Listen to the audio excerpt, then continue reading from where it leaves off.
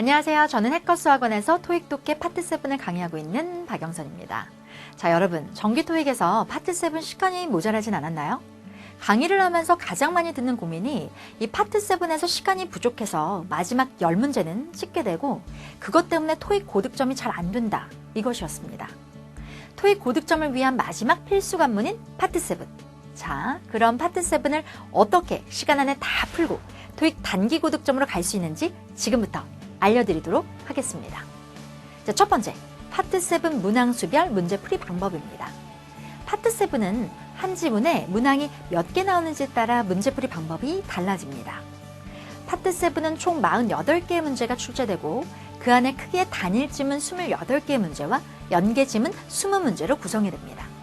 이 단일 지문 28개의 문제 중에서 두문항 문제가 3개, 세문항 문제가 3개, 네문항 문제가 2개, 5문항 문제가 1개 이렇게 구성됩니다. 연계 지문 20문제 중에서는 지문 2개가 한 세트로 한 세트당 5문항씩 총 4번에 걸쳐서 출제됩니다.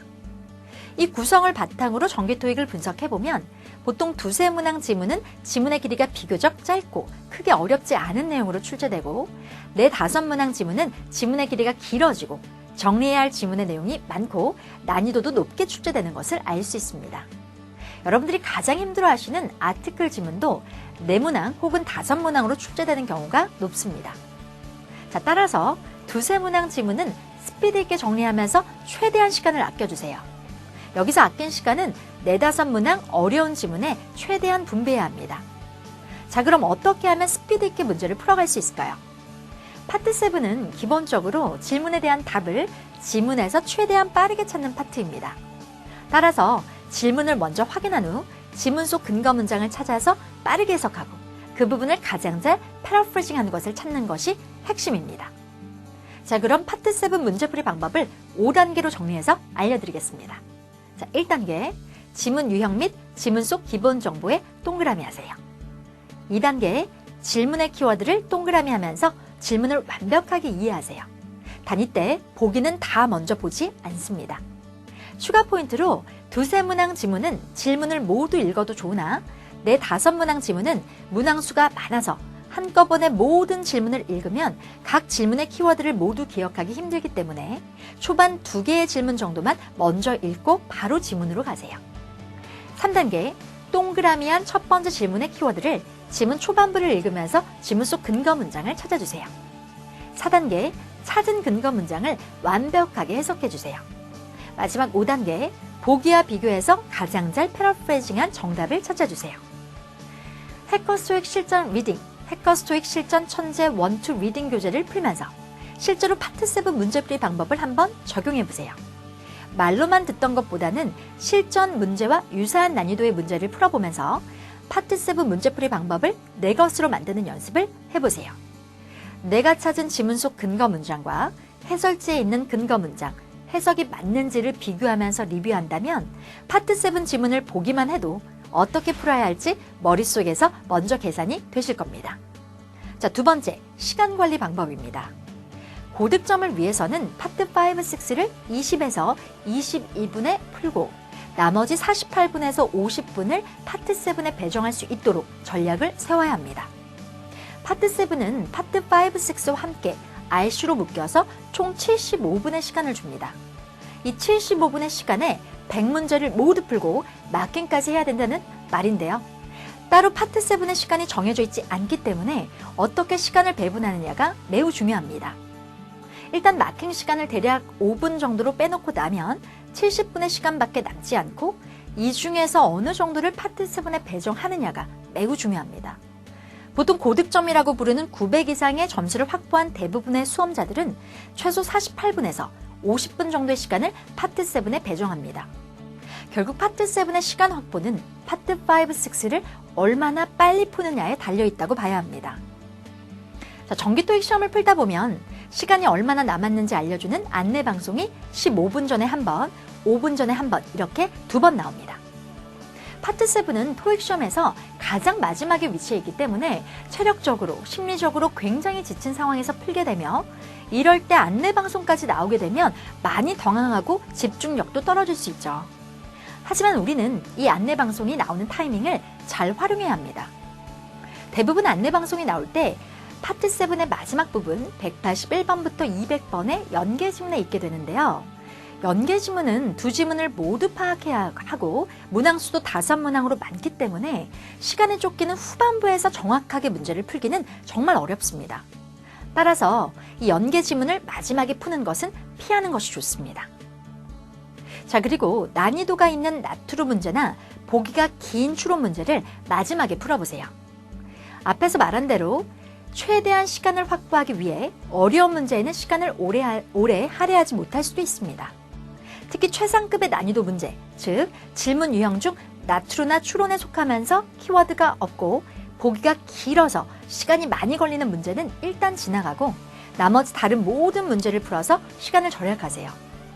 그리고 마지막 안내 방송이 나오면 이 문제를 마지막에 공들여서 풀면서 정리하면 좋습니다. 예를 들어 기사 지문에 What is not indicated in the article이라는 질문 유형은 키워드가 없는 대표적인 어려운 유형에 속하기 때문에 시간이 없는 상황이라면 이 한 문제에 초점을 맞추지 말고 일단 남은 다른 문제를 모두 해결한 후 제일 마지막으로 가서 풀어보세요. 해커스토익 리딩에는 파트 7의 각 문제를 유형별로 정리해서 볼 수 있게 구성이 되어 있는데요. 먼저 해커스토익 리딩에서 나트루나 보기가 긴 추론 문제가 어떤 것인지 완벽하게 익혀둔 다음 실전에서는 해당 문제는 가장 마지막에 풀 수 있도록 연습해보세요. 특히 해커스토익 실전 천재2는 실제 난이도보다 어려운 난이도로 문제가 구성되어 있기 때문에 이 교재에서 완벽하게 파트 7 시간 관리를 해낼 수 있다면 실제 시험 시간에서도 정확하게 시간을 조절할 수 있습니다. 자, 세 번째, 파트 7 공부 방법입니다. 이 무작정 지문을 해석만 많이 해보거나 문제만 많이 풀어서는 파트 7을 정복할 수 없습니다. 기본적인 독해력과 어휘력을 바탕으로 해서 반복적으로 출제되는 핵심 출제 경향 파악과 빈출 지문과 질문 유형들을 파악해야 합니다.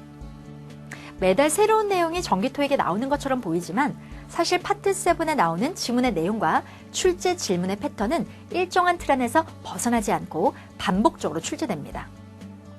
토익 고득점을 위해서는 핵심 출제 경향을 제대로 짚어내고 새로운 토익 문제 접근법을 제시하고 있는 해커스의 축적된 노하우가 반드시 필요합니다. 파트 7에서 자주 출제되는 지문과 질문들은 해커스 토익 리딩의 유형별로 정리가 잘 되어 있는데요. 저는 이렇게 정리된 유형을 활용해서 수업 시간에 파트 7 문제풀이 연습을 진행하고 있습니다. 자, 그럼 제가 수업 시간에 강조하는 파트 7 공부 방법을 소개해 드리겠습니다. 자, 첫 번째, 한 문제를 풀더라도 시간을 재고 문제를 풀어보세요. 단위 때 시간은 문제당 대략 50초 정도로 생각하고 시간을 재서 푸셔야 합니다. 자, 두 번째, 문제를 풀고 난 뒤에 리뷰를 해보세요. 리뷰는 크게 다 맞은 지문을 리뷰하는 것과 틀린 문제나 혹은 지문의 내용이 어려워서 이해가 되지 않았던 것을 리뷰하는 것으로 나눌 수 있습니다. 다 맞은 지문의 기본적인 리뷰법은 다음과 같습니다. 1단계, 질문을 해석해보고 2단계, 지문 속 근거 문장을 형광펜으로 칠하면서 해석해보고 3단계, 지문 속 근거 문장과 답이 되는 보기의 연결고리인 패러프레이징을 정리해보고 4단계, 답이 되지 않았던 다른 보기에 중요한 표현이 있다면 암기해주세요. 틀린 문제나 혹은 지문의 내용이 어려웠던 경우라면 위 4단계 리뷰에 한 단계를 더 추가해서 5단계 전문 해석을 해보세요. 전문 해석은 단순히 지문을 쭉 한글로 해석만 하는 것이 아니라 지문 전체의 큰 주제를 파악하고 각 문단별 포인트를 정리하면서 스스로에게 어떤 내용이었는지 알려주는 것입니다. 자, 마지막으로 패러프레이징 노트를 만들어 보세요.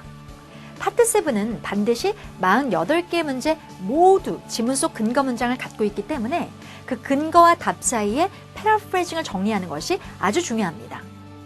예를 들어 지문 속 근거 문장에 공짜라는 의미의 for free가 보기 속에 complementary로 패러프레이징 되어 있었다면 for free equal complementary 이렇게 정리하면서 자신만의 패러프레이징 노트를 만들어 보세요. 자, 어떠셨나요, 여러분?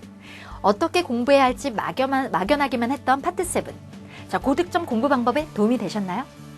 파트 7은 매번 새로운 지문이 출제되기 때문에 예측이 안 될 거라고 생각하시는 분들도 있지만 파트 7도 다른 파트와 마찬가지로 정해진 폼에 맞춰서 내용만 바뀌는 형식입니다. 토익이 좋아하는 주제와 어휘, 문제 해결을 위한 핵심 문장이 숨겨진 위치도 어느 정도 패턴이 있다는 거죠. 자, 무작정 지문을 해석하기만 하거나 문제를 많이 푼다고 파트 7을 정복할 수는 없습니다. 기본적인 독해력과 어휘력에 반복적으로 출제되는 핵심 출제 경향 파악과 빈출 지문과 질문 유형들을 함께 정리해야 파트 7 정복이 가능합니다. 해커스에서는 전문가들이 다년간 토익을 분석한 노하우로 반복적으로 출제되는 핵심 출제 경향을 파악하여 해커스 토익 RC 8행위를 완성하였습니다.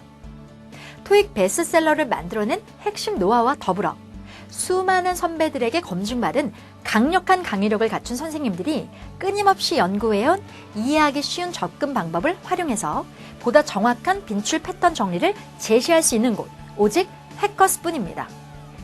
이런 깊이 있는 연구와 반복되는 핵심 출제 경향에 대한 분석과 노하우가 없다면 시험 때마다 살짝 달라진 기존 유형에도 새로운 출제 경향으로 착각하기 쉽고 문제풀이 방식과 문제 분석 내용이 매번 달라지게 되어 결국 제대로 된 토익 출제 경향에 대해 갈피를 잡지 못하게 됩니다. 반복되는 핵심 출제 유형을 제대로 파악한 강의와 교재만이 다음 시험에 어떤 유형의 문제가 출제될지를 예측할 수 있습니다. 또 이를 바탕으로 파트 7 고득점도 이룰 수 있습니다. 토익은 집중해서 단기간에 끝나는 시험입니다. 해커스가 정리한 토익이 좋아하는 반복되는 핵심 출제 유형을 제대로 공부하신다면 여러분들이 목표하시는 토익 점수도 빠르게 완성할 수 있습니다. 토익을 넘어서서 정말 여러분들이 원하는 목표를 꼭 이룰 수 있기를 해커스 선생님들이 응원합니다. 감사합니다.